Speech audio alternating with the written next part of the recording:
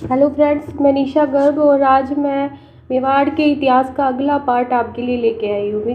मित्रों, इसमें राज सिंह की जो अन्य पत्नियाँ थी उनके बारे में जानेंगे और थोड़ा सा फैक्ट राज सिंह के बारे में जानने के बाद हम अगले जो शासक हुए उनकी जानकारी प्राप्त होगी। लेकिन मित्रों, इससे पहले मेरी आपसे रिक्वेस्ट है कि प्लीज़ मेरे चैनल को लाइक, सब्सक्राइब और शेयर जरूर करें। तो मित्रों, जानते हैं चंचल कुमारी के बारे में।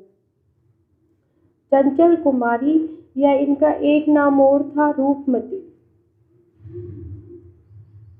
मित्रों, ये चंचल कुमारी, ये रूपमती, ये दोनों एक ही लड़की के नाम है, एक ही राजकुमारी के नाम है। और ये राजकुमारी थी मेवाड़ की ही एक रियासत रूपनगढ़ की। एक रियासत थी रूपनगढ़ रियासत, और ये मित्रों मेवाड़ के ही अधीन थी। मेवाड़ के अधीन थी और यहाँ का जो शासक था विक्रम सिंह सोलंकी। यहाँ के शासक का क्या नाम था? विक्रम सिंह सोलंकी। ये जो रूपमती या चंचल कुमारी जो राजकुमारी थी वो विक्रम सिंह सोलंकी की पुत्री थी। और मित्रों, ये मन ही मन राज सिंह को अपना पति मान चुकी थी, क्योंकि इसने राज सिंह का एक चित्र देखा था। कहाँ देखा मित्रों राज सिंह का चित्र? जनाना महल में। जनाना, रूपनगढ़ का जो जनाना महल था वहां पर एक मुसलमान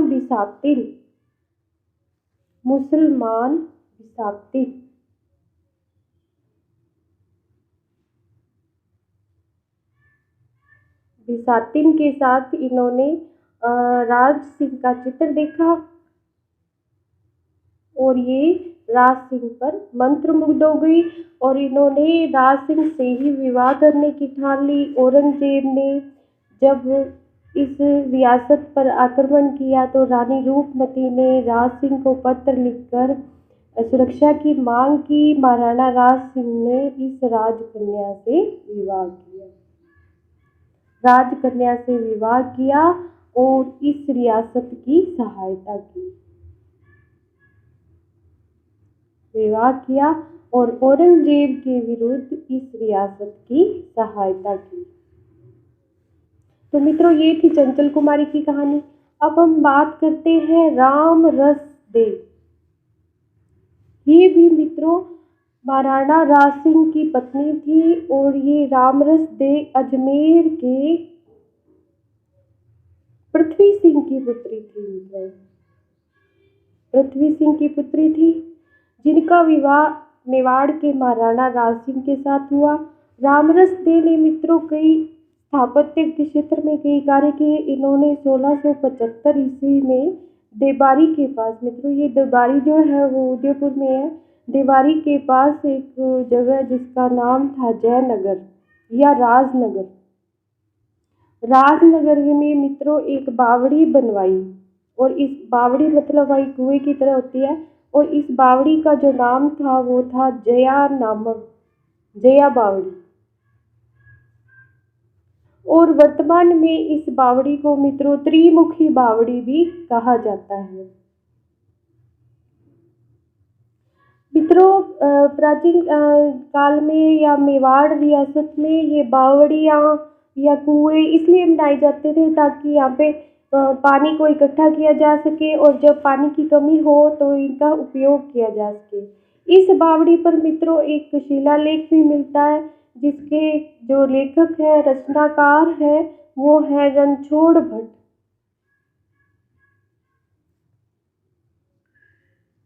इस बावड़ी पर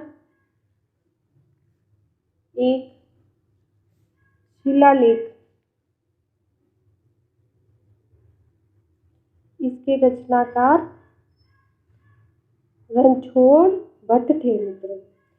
इस तरह मित्रों महाराणा राज सिंह की कई पत्नियां हुई। इसके बाद हम जानते हैं मित्रों अजय सिंह के बारे में, जिनका दूसरा नाम जय सिंह भी है।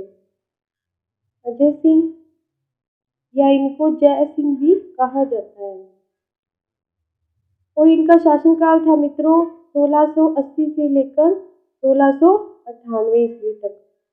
मित्रों, ये जो राज सिंह की मृत्यु के बाद क्या होता है, जय सिंह जो होते हैं, ये जय सिंह या अजय सिंह क्या होते हैं, महाराणा राज सिंह के पुत्र होते हैं।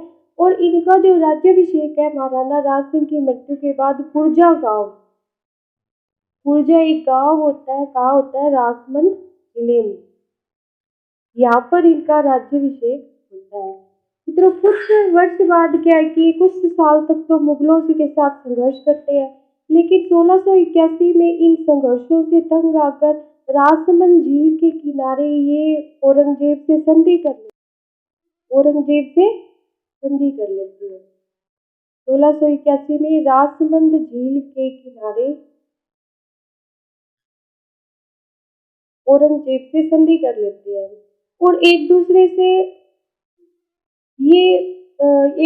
से ये वादा करते हैं कि वे अब कभी एक दूसरे पर आक्रमण नहीं करेंगे। मित्रों, औरंगजेब जो जजिया कर लगाता है उसको ये स्वीकार कर लेते हैं जय सिंह, और जजिया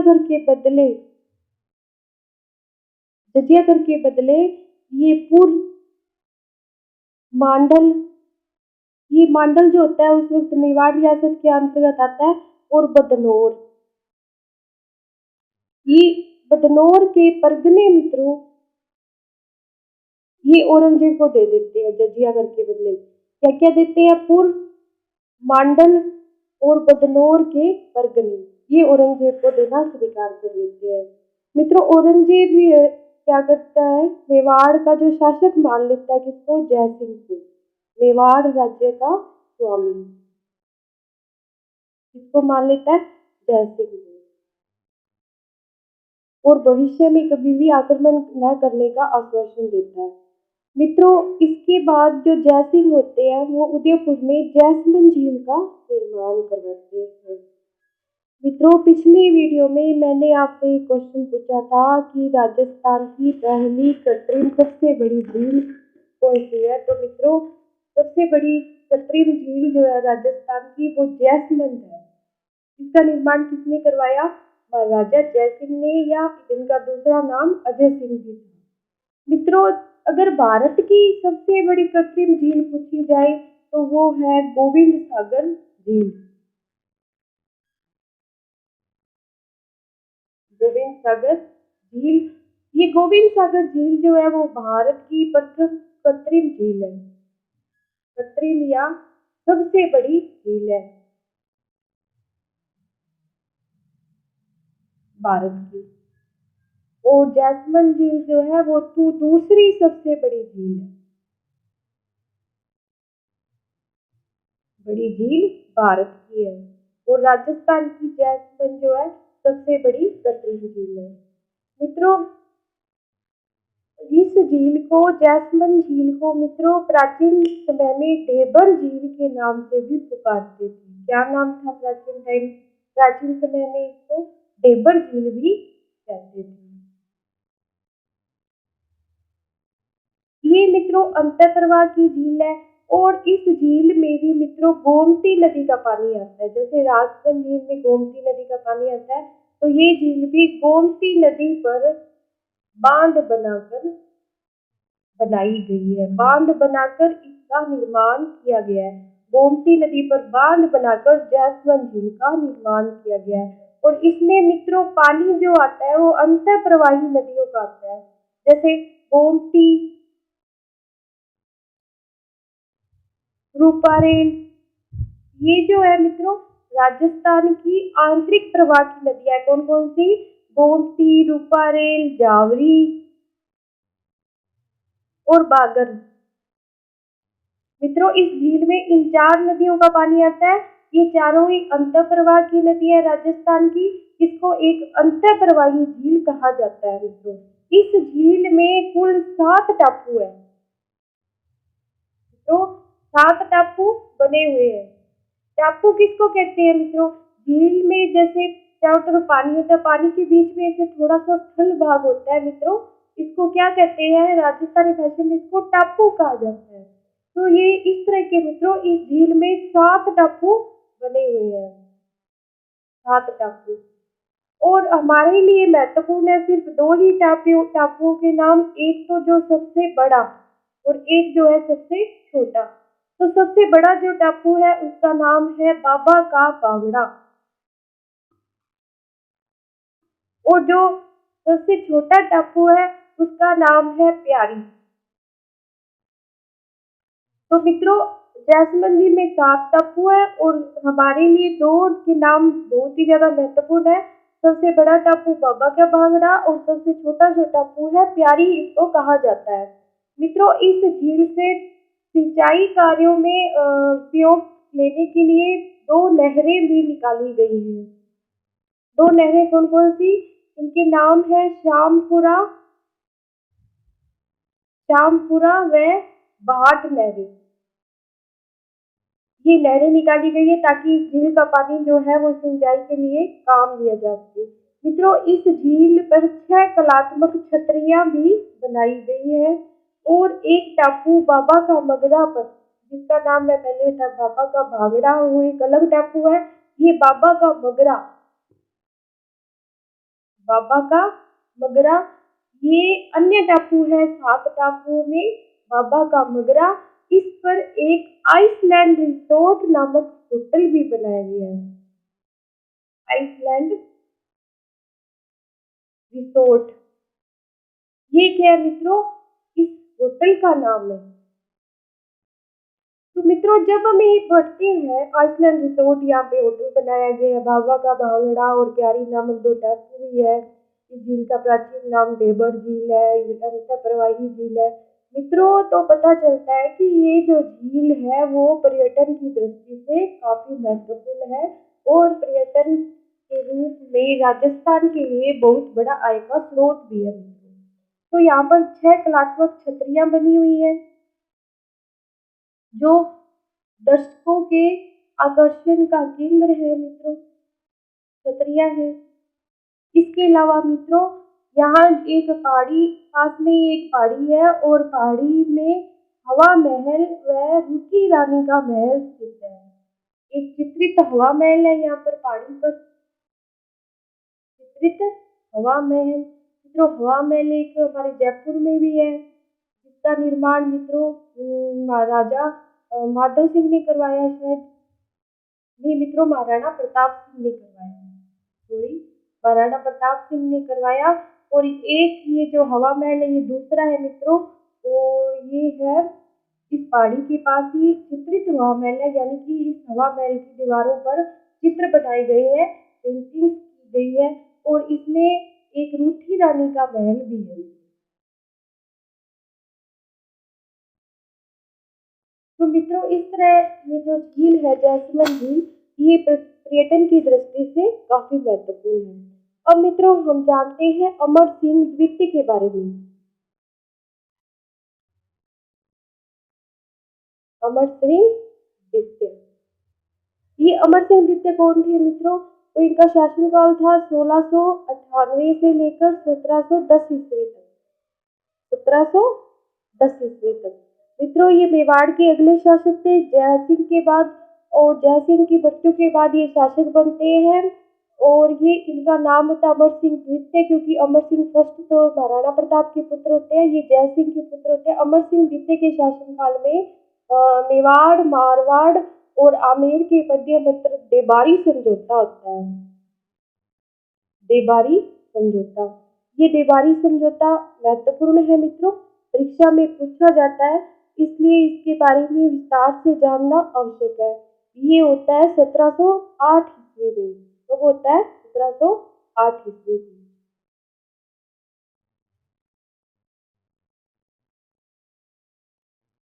किस किस के मध्य होता है मित्रों? तो ये जो देबारी समझौता है वो होता है मारवाड़, मेवाड़ और आमेर के, इन 3 रियासतों के बीच में ये देबारी समझौता होता है। मित्रों, दुर्भाग्य से जब ये देबारी समझौता होता है उस समय अमर सिंह जो होते हैं उस इसके 2 साल बाद ही अमर सिंह की डेथ हो जाती है अल्पायु में। तो होती है मित्रों 1710 ईस्वी में अमर सिंह द्वितीय की मृत्यु हो जाती है। अब हम जानते हैं मित्रों देवारी समझौते के बारे में विस्तार से। मित्रों मारवाड़ के होते हैं अजीत सिंह, जिनको औरंगजेब जो होता है वो मारवाड़ का शासक मानने से इनकार कर देता है। मारवाड़ के कौन होते हैं? अजीत सिंह। आमेर के कौन होते हैं मित्रों? आमेर के होते हैं सवाई जय सिंह, सवाई जय सिंह। और मेवाड़ के होते हैं महाराणा अमर सिंह द्वितीय, जिनके बारे में अभी बताया थोड़ी देर पहले। मेवाड़ के कौन होते हैं?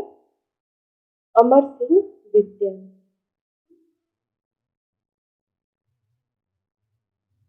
तो मित्रों ये इनके मध्य एक देबारी नामक स्थान पर एक देबारी समझौता होता है। देबारी नामक स्थान पर होता है, इसलिए इस समझौते को देबारी समझौता कहा जाता है, जिसमें अजीत सिंह को मारवाड़ का और सवाई जय सिंह को आमेर का राजा बनाना तय होता है। लेकिन इसके साथ साथ एक बात और होती है कि अमर सिंह द्वितीय, इनकी एक पुत्री होती है जिनका नाम होता है चंद्रकुंवर। ये अपनी पुत्री का विवाह सवाई जय सिंह से करने व उससे उत्पन्न जो संतान होती है उसे ही आमेर का उत्तराधिकारी घोषित करने पर सहमति बनती है। तो इस तरह मित्रों इन तीनों के मध्य ये देबारी समझौता होता है और ये एक दूसरे की सहायता करने के लिए तैयार होते हैं। ये देबारी समझौते के बारे में पूछा जा सकता है, तो इसके बारे में मित्रों क्वेश्चन पूछ सकते हैं कि किन किन के मध्य हुआ, कौन से स्थान पर हुआ और इसमें कौन कौन सी शर्तें इन तीनों के बीच में तय हुई। मित्रों अब जो आगे का जो काल है मेवाड़ का, उसमें मित्रों हम पढ़ेंगे महाराणा संग्राम सिंह द्वितीय के बारे में। इसके बारे में महाराणा संग्राम सिंह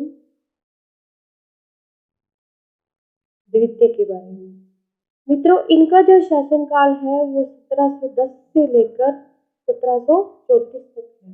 1710 से 1734, क्योंकि 1710 में क्या होता है अल्पायु में ही अमर सिंह द्वितीय की मृत्यु हो जाती है।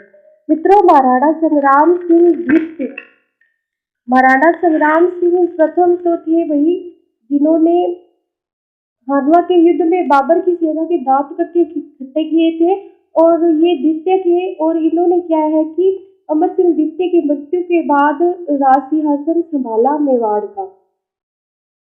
कब? 1710 में। ये अमर सिंह द्वितीय के पुत्र थे मित्रों। संग्राम सिंह के शासनकाल में क्या हुआ कि मराठियों ने जयपुर पर आक्रमण कर दिया। जयपुर यानी कि आमेर, उस वक्त मित्रों आमेर था। आमेर पर मराठियों ने आक्रमण कर दिया और सवाई जय सिंह जो था 1733 में आक्रमण किया मराठियों ने और सवाई जय सिंह को मित्रों पराजित कर दिया। कब पराजित कर दिया? 1733 में। अब ये जो आमेर के सवाई जय सिंह होते हैं, ये सहायता के लिए संग्राम सिंह के पास आते हैं, मेवाड़ के संग्राम सिंह के पास आते हैं और मराठियों के विरुद्ध जो है राजपूतों को इकट्ठा करके एक सम्मेलन बुलाने की बात करते हैं। मित्रों इस सम्मेलन का नाम होता है हुड़ा सम्मेलन।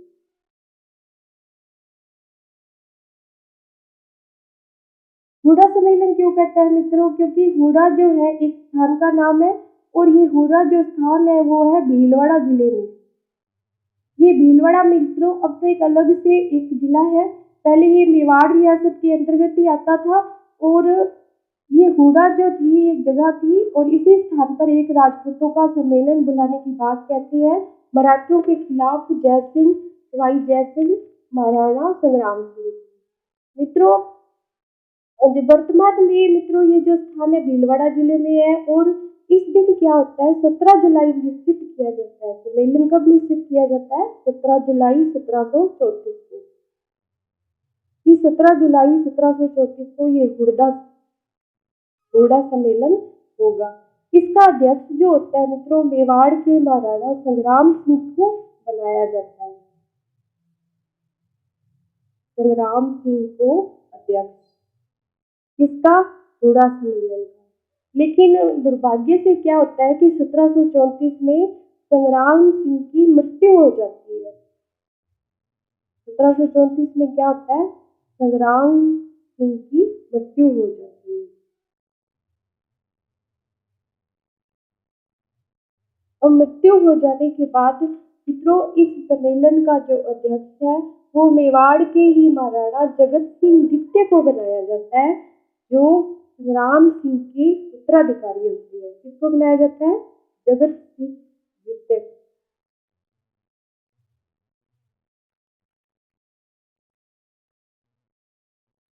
मित्रों इनके द्वारा हुड़ा सम्मेलन का जो अध्यक्षता की जाती है और इसके जो आयोजक कर्ता होते हैं वो होते हैं जयपुर के सिपाही जय सिंह। मित्रों ये सम्मेलन सफल नहीं हो पाता, असफल हो जाता है, क्योंकि यहाँ पे जो इकट्ठा होने वाले राजपूत होते हैं उनमें आपसी वैमनस्य होता है। क्या होता है? आपसी कलह होता है, आपसी मनमुटाव होता है। मनमुटाव व लालच होता है इनके बीच, तभी ये सम्मेलन सफल नहीं हो पाता। तो मित्रों इस वीडियो में इतना ही। आगे का जो पार्ट है हम अगली वीडियो में करेंगे, लेकिन उससे पहले एक जानकारी और देना चाहूंगी। संग्राम सिंह जो थे मित्रों, संग्राम सिंह द्वितीय, इन्होंने उदयपुर में सहेलियों की बाड़ी का निर्माण करवाया। ये संग्राम सिंह द्वितीय का महत्वपूर्ण फैक्ट है मित्रों। सहेलियों की बाड़ी जो उदयपुर में है, इसका जो निर्माण था वो संग्राम सिंह द्वितीय ने करवाया। इसके साथ साथ मित्रों सीसाराम गांव जो मेवाड़ रियासत में है, सीसाराम गांव, सीसाराम एक गांव है मेवाड़ रियासत में, और यहाँ पर वैद्यनाथ मंदिर का निर्माण भी संग्राम सिंह द्वितीय के द्वारा करवाया गया। वैद्यनाथ मंदिर मित्रों, वैद्यनाथ मंदिर किस लिए प्रसिद्ध है? वैद्यनाथ मंदिर जो है वो यहाँ की प्रशस्ति के लिए प्रसिद्ध है। प्रशस्ति यानी कि राजाओं की प्रशंसा में लिखे हुए लेख, और ये जो लेख है वो इस मंदिर में लिखे हुए हैं, वैद्यनाथ मंदिर में। और इस प्रशस्ति को जो लिखवाया था वो भी किसने लिखवाया था? संग्राम सिंह द्वितीय ने। धन्यवाद मित्रों, आज की वीडियो में इतना ही। Please like, subscribe and share this.